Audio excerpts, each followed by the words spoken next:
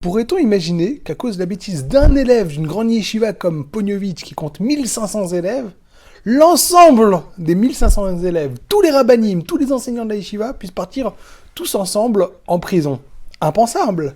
Et pourtant, dans la paracha de cette semaine, on nous parle des villes de refuge. Une personne qui, par mégarde, sans faire attention, aurait tué, donc Béchogeg, sans faire attention, une autre personne, et doit se réfugier dans une ville de refuge.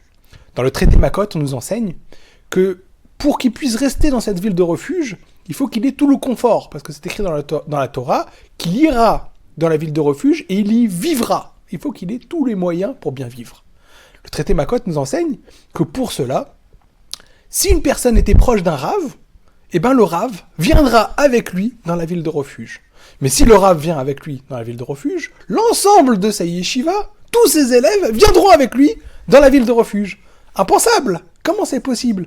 N'y a-t-il pas d'autres rabbanim dans cette ville de refuge? Pourquoi il a besoin précisément son rave? Il faut savoir en plus que la ville de refuge, c'est la ville qui appartient aux Lévi'im.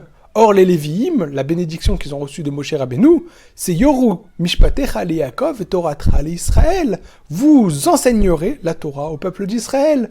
La tribu de Lévi sont précisément ceux qui sont désignés pour enseigner la Torah au peuple d'Israël. Pourquoi faut-il que l'enseignant, le rave de cette personne qui a tué par mégarde, doit venir avec lui dans la ville de refuge? Qu'a-t-il fait? Pourquoi le punir aussi avec son élève? La Torah vient nous enseigner, au passage, un point crucial de l'enseignement de la Torah. Il est vrai, on peut aller chercher de l'enseignement de la Torah partout. On a plein de livres de Torah, on peut approfondir la Torah.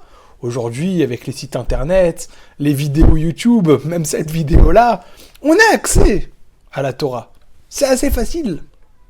La vie qu'on trouve dans la Torah, c'est pas ça. Vachai, il va vivre dans la ville de refuge. Comment on vit dans la ville de refuge? C'est avec l'étude de la Torah. Mais l'étude de la Torah, c'est pas juste de trouver un rave, c'est pas juste d'ouvrir un livre, c'est d'avoir un contact, un échange avec un maître, d'être proche d'un maître, de connaître le maître, que le maître connaisse l'élève, de construire une relation. Parce que la Torah, c'est quelque chose qui se vit, quelque chose qui s'intériorise, quelque chose qui est profond, mais qui est proche de nous. Et pour cela, il faut construire une relation d'un maître avec un élève.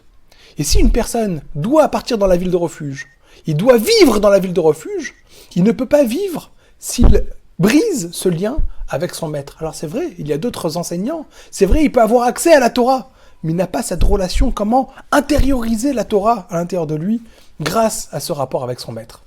Merci d'avoir suivi cette vidéo, Shabbat Shalom et à bientôt.